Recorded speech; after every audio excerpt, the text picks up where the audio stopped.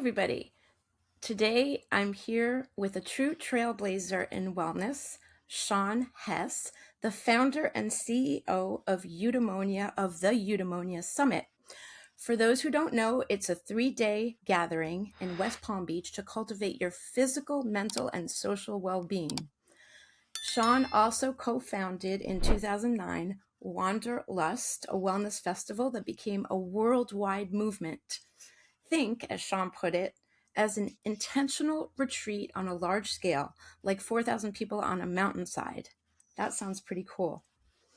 Sean also comes from a law background in addition to the music industry, and he co-founded the Velour Music Group, which was a record label and a talent management company. He's a dad, a tennis enthusiast, and an advocate for evidence-based wellness. What I love about Sean is his passion for wellness through intention, curiosity, and experience.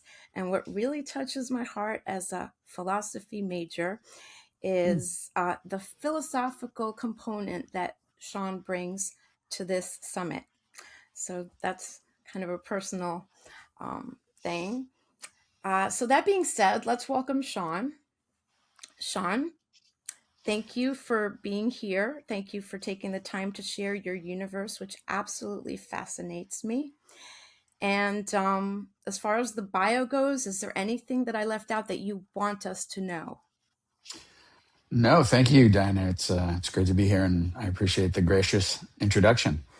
Can you share what initially drew you to the wellness industry? Yeah, I think I backed into the wellness industry maybe in the same way that many people, and particularly men, I think, back into wellness. As you mentioned, I went to law school and practiced for a couple of years with Skadden Arps, so very big, powerful law firm.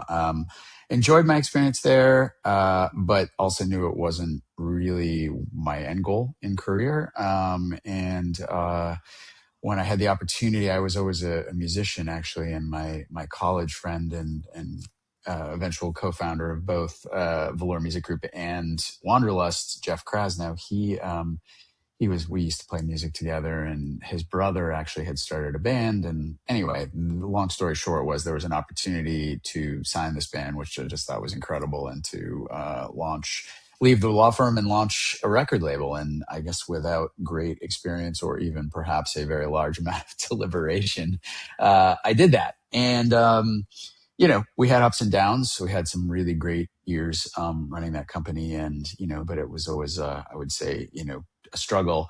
But the interesting co-founding factor was that as that business developed right after 9/11, Jeff's wife Skylar, who was also my friend from college, she had opened a yoga studio. There was a crash after 9/11 and real estate prices in lower Manhattan. Nobody wanted to be there.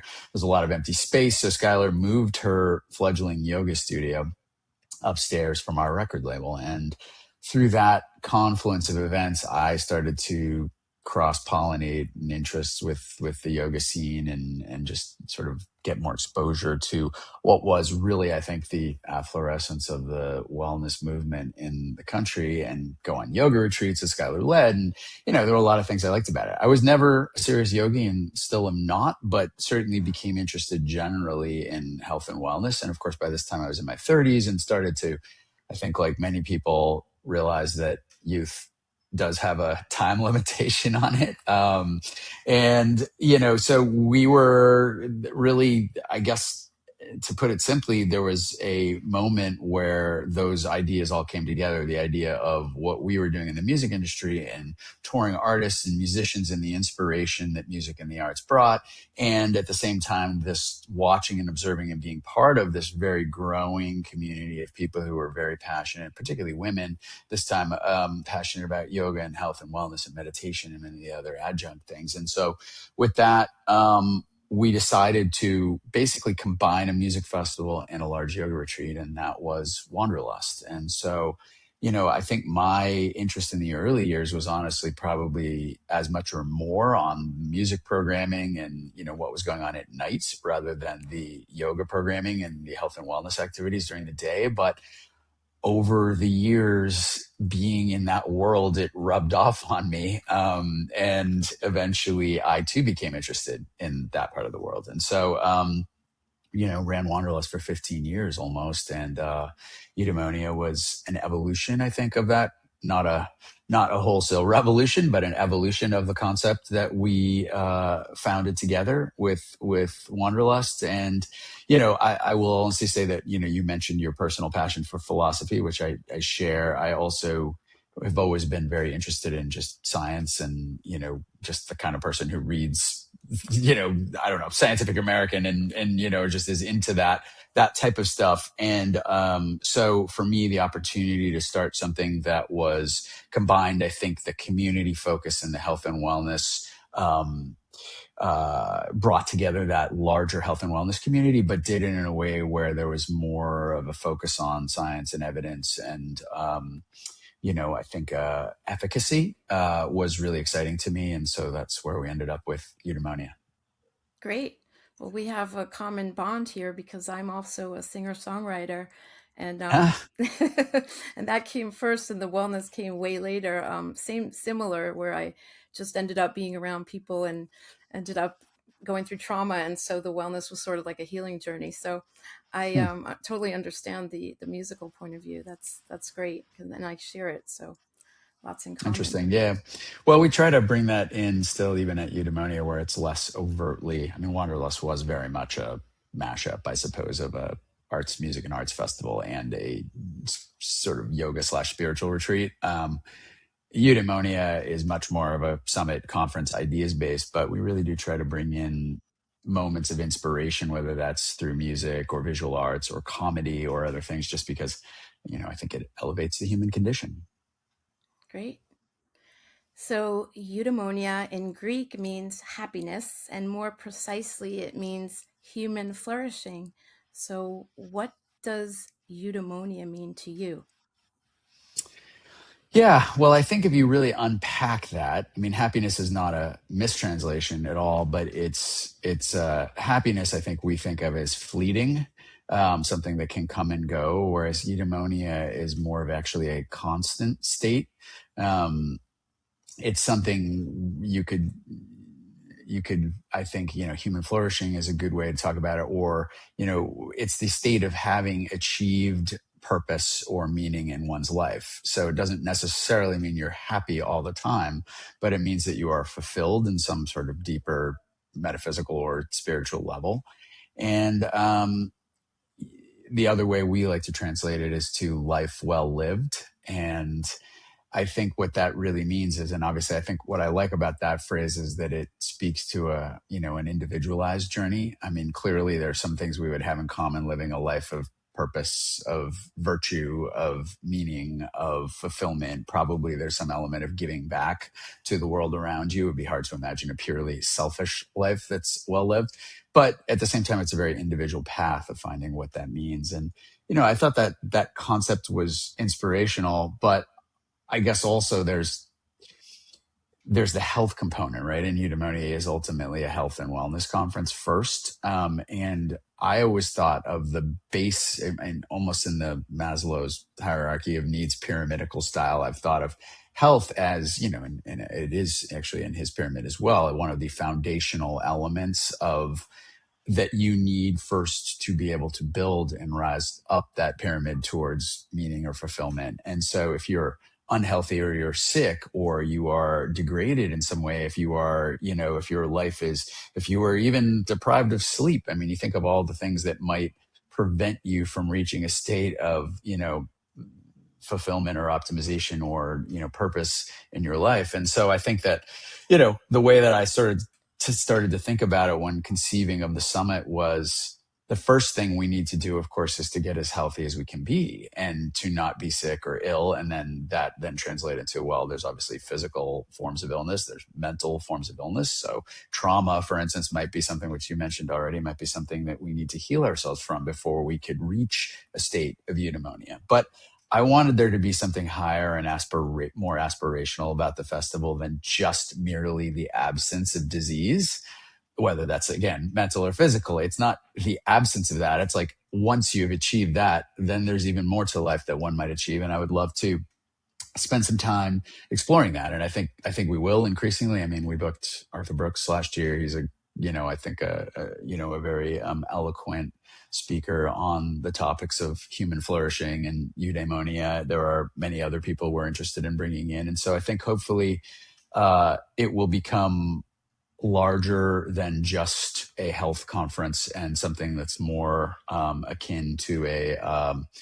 well, I guess it's health holistically defined. It's purpose, it's meaning, it's obviously physical health, and it's mental health. And so I think when you bring all those three things together, you have the ingredients for life well lived, and hopefully we can I guess expose people to the ideas and the experts that allow them to get there.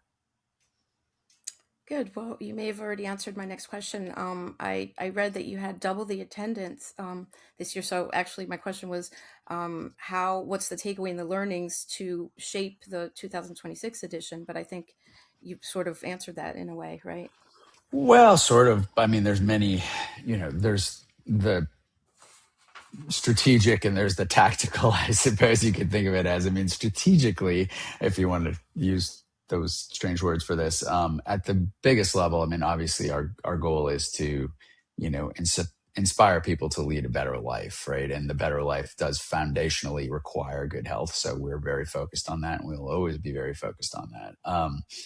But then there's the question of like, well, okay, what mix of speakers and experiences and practices are best at engendering that and teasing that out of the experience? And so, we do spend a lot of time thinking about our programming, how we express every element of the event, whether that's the check-in process or the food you're eating in the convention center. And, all of those things are constantly evolving to make sure that, effectively we're creating an experience that is seamlessly fun and inspiring to attend and also reflects in all cases our values. So, to give you a couple of examples, I mean, this year we're hoping to actually do a buyout of all the food and beverage options in the convention center and really bring in, our own chefs and nutritionists and people and really create from the very ground up a healthy nutritional, food program that just really reflects the values of the health and wellness conference that we are. So that's a huge undertaking, as you imagine, because we expect to have probably 8,000 people this year, and to do food at scale that's still delicious and healthy is challenging. So, that's like one thing. So there's a lot of things of that ilk that we're constantly evolving to try to improve the experience. The other a couple things that I know we're going to do, which I think is interesting, is we're going to move. We have Health Innovation Lab, which last year was inaugural program where we brought together leading health startup leaders of health tech startups and also sort of C-suite founders and investors together. And the purpose there was to try to foster and develop the sort of business to business community that's driving health innovation forward. And that was a great success. And we're going to expand that now back a day. So there'll be a whole dedicated day for Health Innovation Lab on the Thursday. We may do the same thing for our CME program, which is CME is, of course, a requirement for medical doctors and continuing their medical education. But the angle we're taking is we're really focused on longevity and wellness practices and how to integrate that into a traditional medical curriculum. So that will go for a whole extra day on Thursday and really expand that. So, that's the long-term vision, I think, of finding ways to build on the core 3-day experience from Friday through Sunday with additional sort of deeper dives that take place on the front end of the event. So it's another thing we're working on. Great. You beat me to it. You're so fascinatingly articulate. So that was one of my questions about the Health Innovation Lab and what your role was and how it complemented the summit, but you've already answered that. So I'm sorry, I don't. No, I'm. no, it's good. It's good. It's a We're in a compliment. mind meld. It's a mind meld I know. that we're on here. I don't know how we're doing this. This is incredible. It Um, is. uh, who is Eudemonia for? Is it for, burnt out business professionals? Is it for, is it for, dreamers? Is it for curious misfits who shun out the, medical and pharmaceutical industry? Who is your audience and who benefits most from this? it's a great question. I guess my slightly glib answer is that anyone who doesn't, wish to die early or become sick, I mean, so which is basically everyone, but that's not really entirely true. I mean, I think, if you're not at least wellness curious, it's probably not the conference for you. But we do bring together a very disparate group, and you've kind of I didn't maybe named them slightly differently than I would, but you've identified some of the groups. I mean, we have a wide array of people that I would think of as, the biohacker sort of optimizer community. We have, what I think of as the wanderlust community, the OG wellness community, for lack of a better word. These are people that were early into yoga and meditation and Eastern practices and personal spirituality. They're very represented. We have a lot of medical doctors and medical professionals who are disenchanted with the system as it exists. And they're looking to, I guess, bring a more preventative lens into their own practices. I'm particularly excited about that because, we are not by any means anti-conventional medicine. In fact, the studies that we're reading and using for evidence are the same ones that are being conducted in, top universities and by medical professionals. But I think that most people, including many medical doctors, have identified the fact that the system is great at treating you once you're sick, but not very good at really encouraging the types of behavioral modifications necessary to not get sick or to get sick less or later in life rather than earlier in life. And so that's really the focus here. And I think there's a lot of medical professionals who have joined in. There's another set of, I would think of older folks who are, at the point where they're seriously considering health span and how to maximize their health span rather than, I mean, they've seen friends and loved ones get sick or perhaps even pass away early. And they're just thinking, hey, I might have 20 years left. How do I make these the best 20 years that I can possibly enjoy? So there's a range of groups. And I mean, I would, the most fascinating group to me personally, given my own experience, I'm very much a card carrying member of Gen X. And when I was, in my 20s, I guess the cool thing to be was, I mean, I think there was a romantic attachment to, people who live fast and die young and, were, whether people were emulating, Bukowski or, the Beats or whoever it was like, one thing I can promise you is there was not a lot of focus on health and wellness in my generation at all. But now there's a huge, I mean, Gen Z is amazing. I mean, they're cold plunging and optimizing and looking at peptides and they're, at an age where my generation honestly didn't even consider it. And it's really fascinating to see. So we've actually made some programs that make it very, very affordable for actively enrolled students to attend the event. And, we've had a large cohort of folks in their 20s and even sometime in their late teens coming to the event, which is really cool. So, I mean, I think I can say that, our age groups range from about 17 to 70 something. And we had a couple of people in their 80s.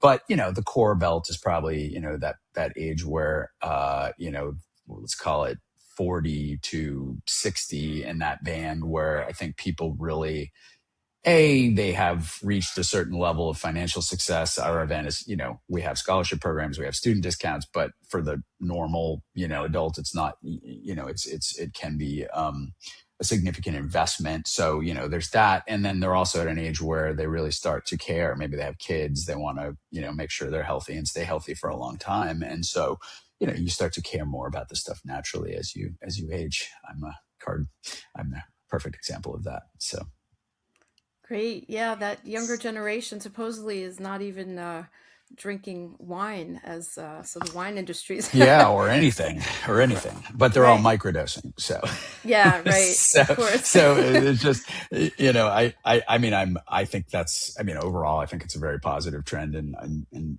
don't allow my Gen X cynicism to creep through. But I do think that every generation tends to try to want to find a different drug than their parents. And so there's a little bit of also just a generational reaction to, one's parents.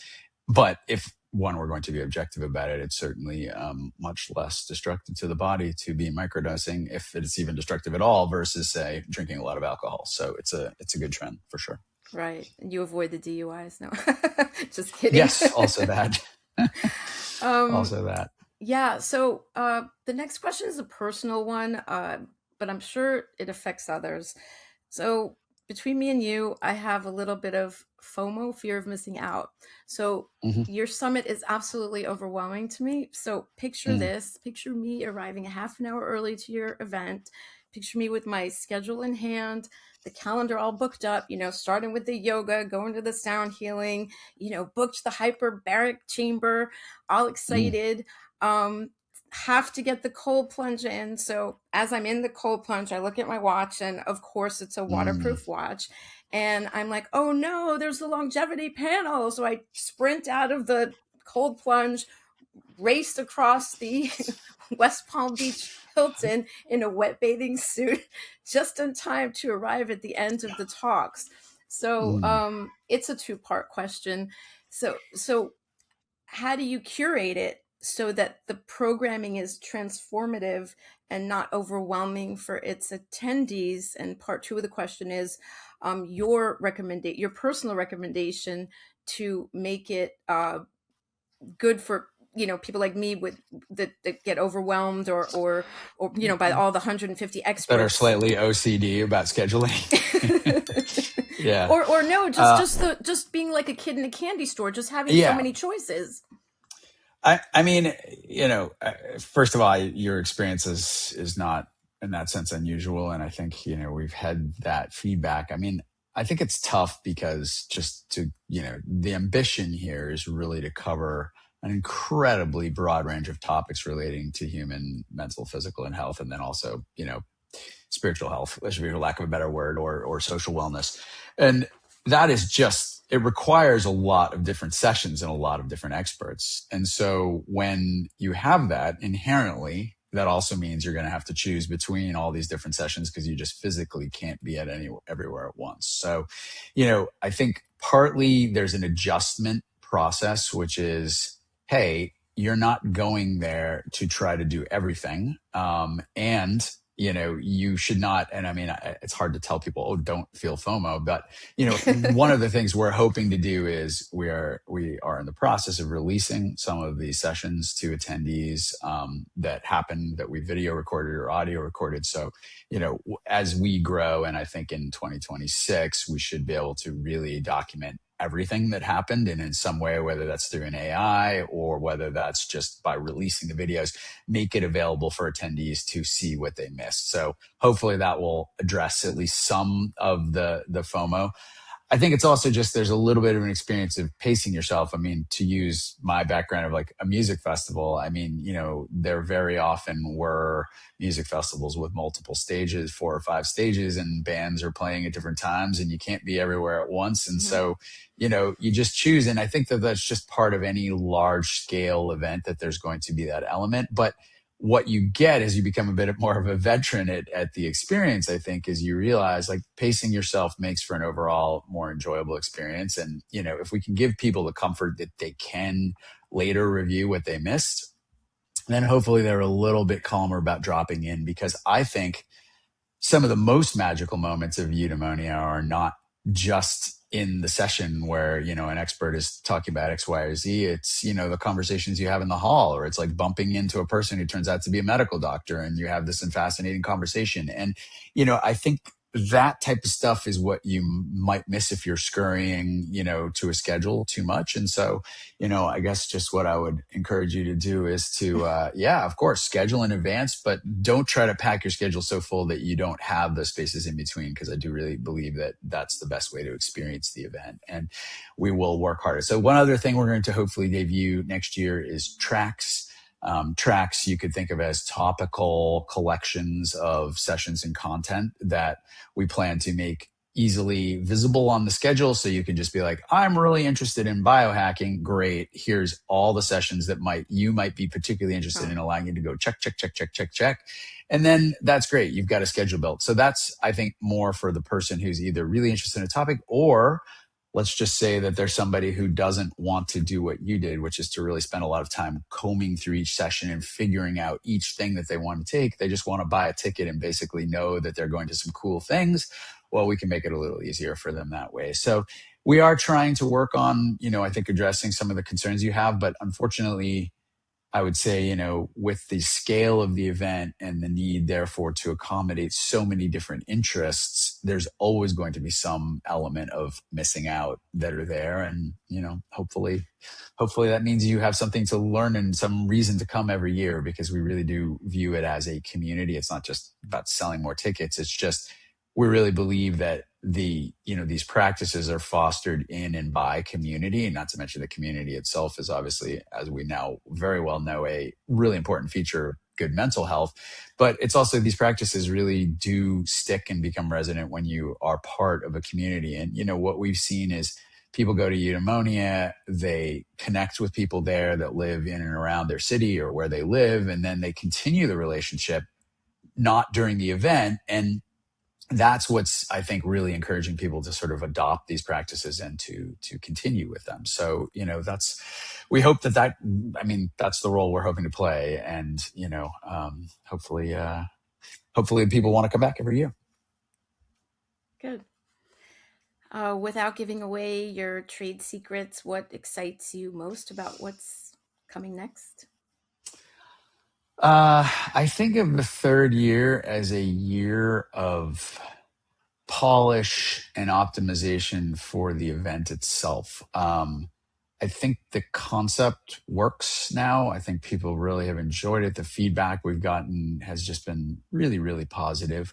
But as a producer, I see a lot of rough edges, things that are not at the standard that I hope they would be, whether that's, I don't know, some of the audiovisual stuff, or whether that's the registration process, or little things. And, I would say that our goal is always to just simply be the best and most comprehensive and, frankly, most fun health and wellness conference in the world. And that means we always have to push the envelope and make the experience more and more seamless. And so, for me, yes, we'll have fresh new names on the lineup. Yes, we'll have new experiences. Yes, we'll have new venues. We'll have additional days, as mentioned, for, Health Innovation Lab and some of the pre-functions. We'll have a completely revamped food program.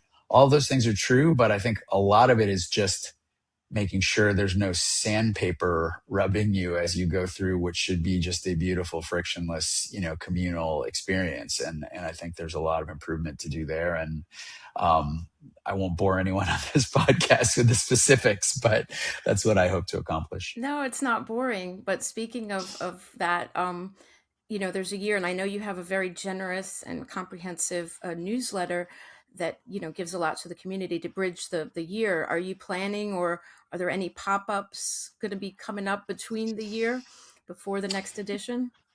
Yeah, I don't believe that you can pop up Eudemonia and have it be anything like Eudemonia. So I'm not really looking for those opportunities. There may be, I think online is a more of an interesting world for us, which is to say that that's obviously not Eudemonia, because the whole concept of Eudemonia is being in person, in community with your fellow humans. But there is great opportunity to connect experts to people who are curious and ideas and share information. So we are working on some online online programming that might bring live webinars and other things like that to our community during the year. As mentioned, we're working on a couple of different AI solutions that might make our content more accessible and queryable in an AI sense, so you can actually interact with it and interact with our experts. So there's a bunch of things of that nature, but I am always hesitant to try to pop up micro versions of Eudemonia. The one exception there is that we've been kicking around this idea. I mean, one of the formats that was really successful that personally I find very rewarding is this. We call them discourses, but you could think of them as a collegial and respectful debate where we are taking some of the hot button issues in health and wellness, and we're putting two very intelligent people who have differing ideas about it on stage with a moderator.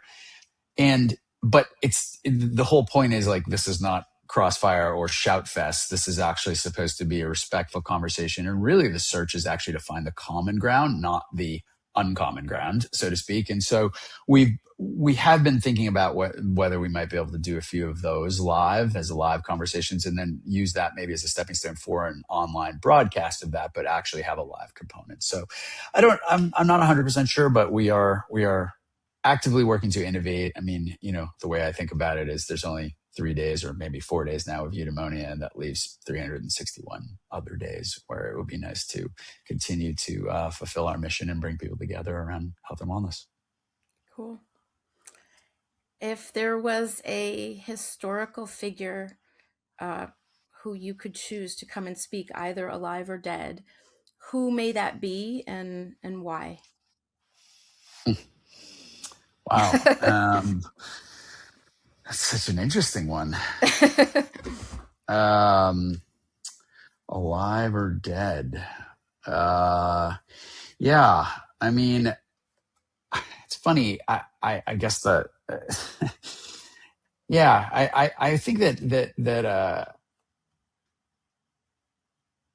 my inkling, the way my head is going right now is that one of the things that I am most intrigued by is this idea of conversation itself and respectful conversation between people of different opinions. Because if there's an actual meta thread underneath all the health and wellness and philosophy stuff, is that I feel that our society is having a breakdown of communication, and an inability for people in different tribes to communicate effectively using the tools we've always used, like language and reason, and other things. So yeah, I guess I was riding around in the car today and thinking about what would be a hilarious, amazing Eudemonia conversation. And what popped into my head was Gavin Newsom and RFK Jr. and having an on stage conversation, but in a way, and I mean, obviously Gavin's been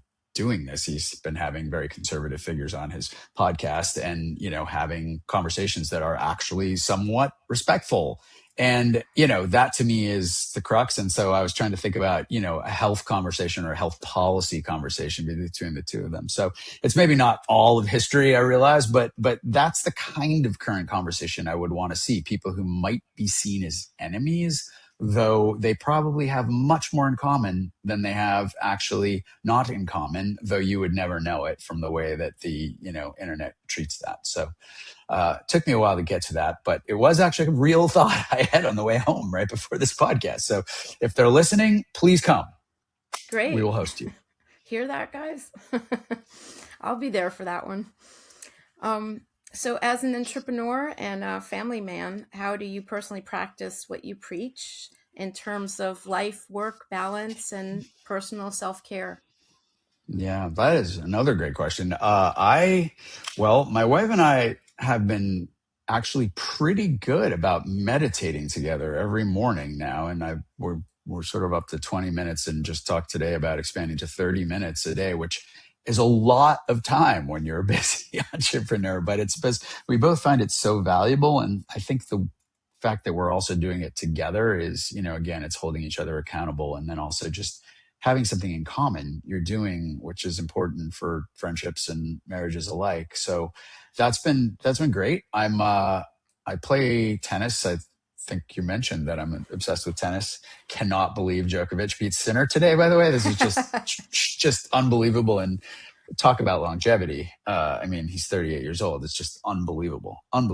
But and we would also love you to speak at Eudemonia Djokovic if you're listening to this. So he's another one that I have great admiration for and would have a lot to share. But at any rate, yeah, so I played tennis today and try to get some cardio. We're skiing and out there, but and I'm also, the other thing that I would say that isn't exactly a wellness practice, but it kind of is that I'm the primary cook. And I not only, of course, am trying to cook healthy food for the family, and we always have dinner together every night unless I'm traveling, and have an actual family dinner, but there's an unbelievable stress relieving quality towards the kind of semi-meditative activity of cooking that I just really enjoy. So I would say between a little bit of cardio, I do daily push-ups, got my meditation practice, and I'm out chopping wood because, as you can see, it's freezing and filled with snow where I am. Oh, wow. Where So is that? That's beautiful. this What a is, beautiful yeah, I'm in backdrop. southern New Hampshire. Yeah. So Amazing. we've got, a foot and a half of snow a couple of days ago, and it was -3 degrees this morning. It's really cold. So anyways, I just try to stay active in ways that are maybe less structured, but apart from the meditation practice, which is pretty structured, but daily and ongoing. So fill in the cracks. Just curious about, for you personally, what are the most exciting innovations in wellness right now, especially in longevity, mental optimization, and social well-being? Yeah, I'm excited about peptides and the promise of peptides. I think the whole food as medicine movement is really interesting, and lots of innovations going on there. The connection between mental health and gut health is like super Mm-hmm. endlessly fascinating to me, and there's lots of stuff I think going on there. I don't know. I mean, every so often I'll read about, some of these the newish, and these are very high tech, but some of the new therapies for cancers and treatments for some of the big things where they're actually retraining the body's immune system to attack and target cancers that previously could never be attacked. I mean, there's just unbelievable research going on at that level too. But most of my time I'm spending obviously on more of the actionable things we can do ourselves. So I love, just as a personal note, I love the fact that ancient wisdom and modern science have merged in so many obvious ways. I mean, if you think about whether it's, I don't know, meditation itself, for instance, or, I was thinking about contrast therapy. I mean, for how many thousands of years have people been sitting in a form of sauna and, or, then some form of contrast therapy. And yet now, everyone's doing it on a more high-tech way. But I mean, these are really ancient practices that, there's a lot of folk wisdom that's steeped in, and now they've done the studies, and lo and behold, well, we've been doing this for thousands of years because it does something good for us. And it's really cool that sort of, I guess, when you look at my background with Wanderlust, and there is a really, I find it just really neat, and I guess sort of affirming to some ways, that you can take traditional practices and traditional wisdom and then apply science to it and find that, many of these practices do hold real value. And, there's a great continuity, I suppose, in life by discovering those things. Well, that's one of the things I like about the Eudemonia Summit. I think it does well bringing these ancient practices with the modern day tech. It's sort of like and in a way where we're present there, and we could just kind of take something home with us, combining the ancient and the modern. Mm. West Palm Beach has become a hub of wellness. Is Mm. that the reason why that's chosen as the venue, and how does the local community play a part in that? Yeah, I mean, West Palm, we went down there. I think my initial attraction was a little more just, it's a great venue of the perfect size. There was a very supportive group of folks over at Discover the Palm Beaches, which they've been our partners for the last 2 years, and will continue as our partners for as long as they wish to, because they're just wonderful people and they're incredibly supportive of, bringing more wellness and wellness events to the county. But my initial attraction was less like, because I didn't know that much. I had never lived down there and spent that much time there. I didn't really know as much about what was going on in West Palm. But since we've been down there, so just to sort of put a better bow on that, there's 3 airports in close region. The weather's perfect. The venue was perfect. We had a supportive county, and all those things drew me there in the beginning and drew us there. But since we've been there, we've discovered, holy moly, this place is exploding. I mean, obviously what Related Ross is doing and bringing in all sorts of top research hospitals, institutions. There's a ground level explosion of, people opening little wellness studios and our friends at Higher Order and all these little community focused, businesses that are popping up to support health and wellness. So it is really true that the local community, our friends over at Celis Juice. I mean, there's just like so many people that we met that through the local community that are just living this lifestyle in a day-to-day way and bringing their own creativity into the space. So yeah, I think West Palm Beach is really I think it's going to develop into a mecca for wellness tourism one way or the other, or at least just become a place that is known and on the map for really caring about health and wellness in a progressive way. So yeah, we're honored to be part of it. I mean, I think that's sort of our role there is just we're a high profile event, but we come and go. And then there's all these locals who are actually doing this every day, all year round. And, we're grateful to be part of that community. Oh, very interesting. Just a question about, the pharmaceutical industry has a bad reputation for being, financially motivated to some, over-prescribing meds that are not necessary and yada, yada, yada. In wellness, could we end up being overwhelmed? Meaning, examples like I have a colleague who got off statin drugs, and every time we go out, he pulls out these boxes, and he takes like 30 to 50 supplements. A lot of red rice yeast, yeah, red rice yeast, the vitamin C, the milk thistle, the NAD, and it's just like it's mind blowing. And then I have another friend who I don't know how she has room for anything else in her life. She goes from the yoga to the Pilates to the sound healing to I have no idea. So, should we, be concerned with overwhelmed in the sense that, you get off statins, but now you're going down another rabbit hole? Yes.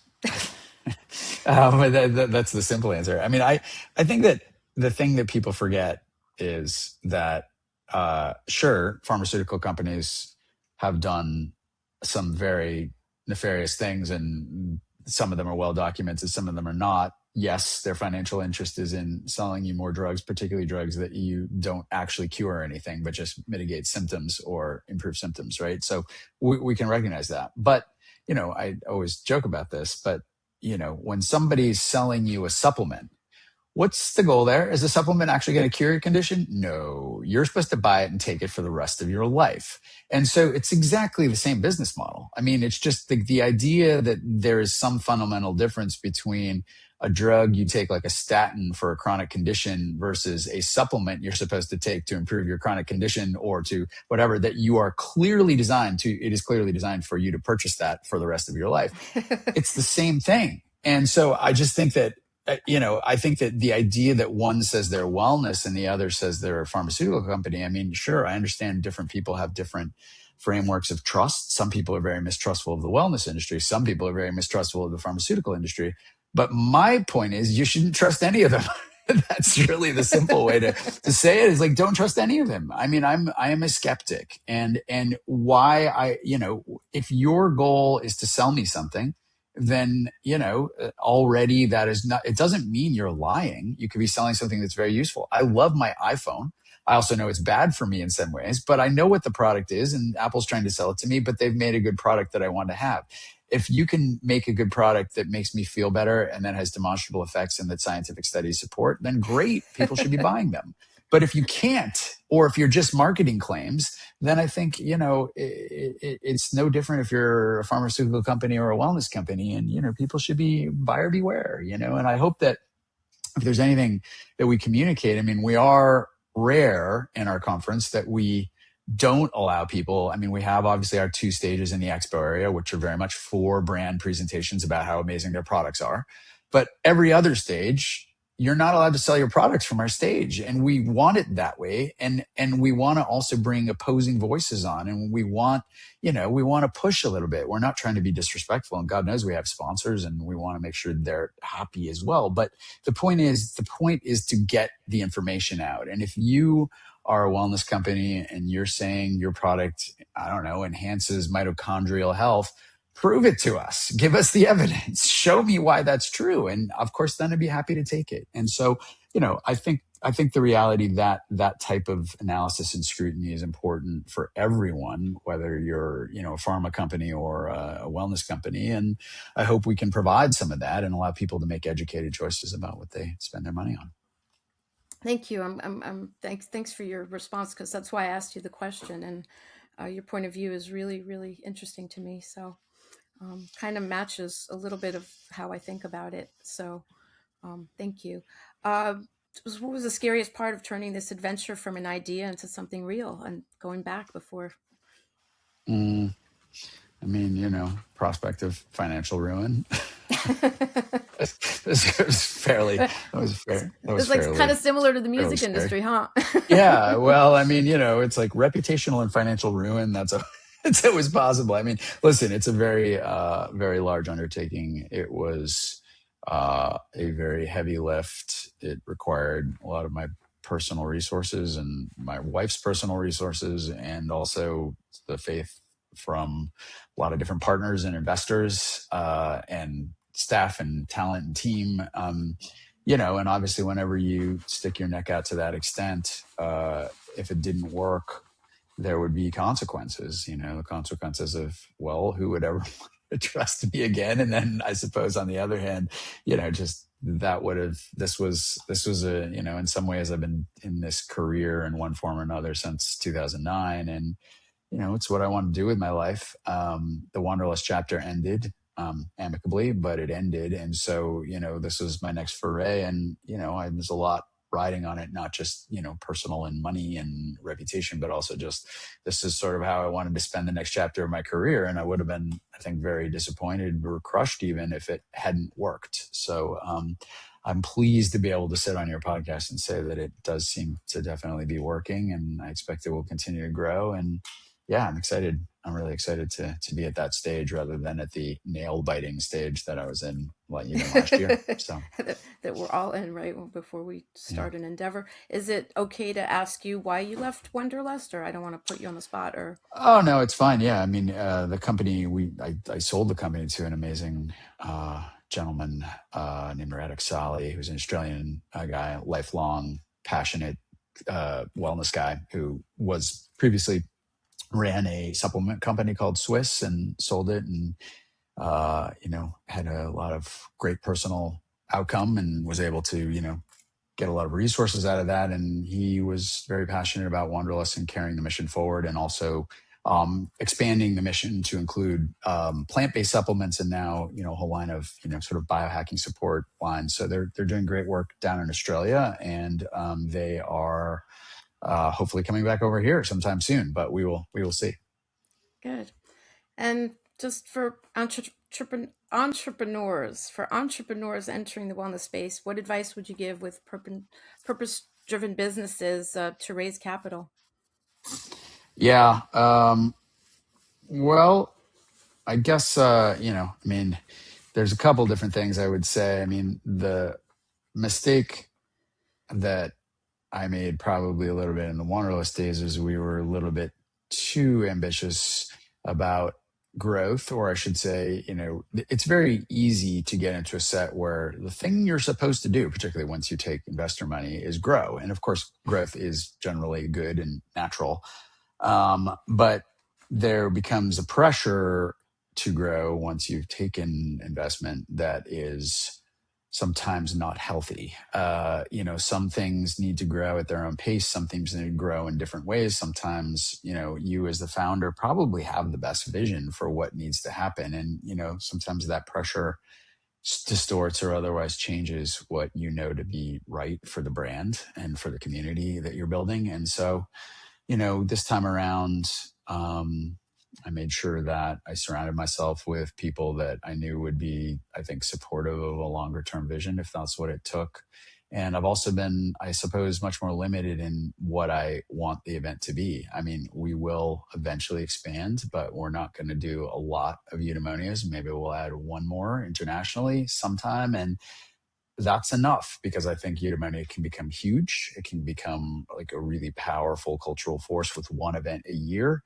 And that's enough, because the goal is, to really build this community, and anything that doesn't support that goal, we just have to be disciplined about not doing. And so sometimes the harder thing is about what not to do rather than what to do. And I think, and making good choices about what to say no to. And so I think this time around, I've just been much more selective about how we grow and how we approach the development of the brand, really. The next Eudemonia Summit is in 2026, so gives everybody a chance to plan, to research, to check it out. Eudemonia is not just about living longer, it's about living better. So, Sean, is there anything else that you want people to know about this summit? Now is your chance to... Well, I mean, it's November 5 through 8, just to give people the actual dates. And tickets become available on February 10, or at least that's what we're currently targeting. We'll announce that on our website. But so that's only in 10 days from now. Yeah, I mean, I think other than that, pretty much all the information is on the website. There's a wide range of tickets available, ranging from under $100 all the way to $5,000 for a concierge VIP experience. So, they I think take the people, OCD out of for you, right? right, exactly. That's exactly right. And they ensure, yeah, they take care of all of your nervous conditions. That's part of it, for sure. And make sure you're well fed as well, which is a nice thing. But yeah, no, I mean, it's really, I think, very diverse options for really any one price point. And of course, for the students out there, we do offer, I don't know what the price will be, but last year was $300 for a badge, which was, roughly about 80% off for students. So, we really do try to make sure that the event is accessible to everyone. And hopefully you guys will come and check it out at eudemonia.net. That's spelled really weirdly and no one will know, but EUDEMONIA. So and there we go. You have an Instagram too. Don't forget the Instagram. We do. We have an Instagram and we have a LinkedIn. So we're out there. So, Sean, all I can say is it's been a pleasure kind of picking your brain. I could stay here all day. We have a lot in common, and I enjoy listening to you speak. I enjoy, you're very generous with your information. So, all I can say is rendezvous for the next edition of Eudemonia, November 2026. I've already got it on my calendar. And I want to say cheers to you, Sean. Cheers to all. And cheers to our lives well lived. Yeah, exactly. To life well lived, as I sign off all my emails. So thank you very much, Dana. It's really nice to chat with you.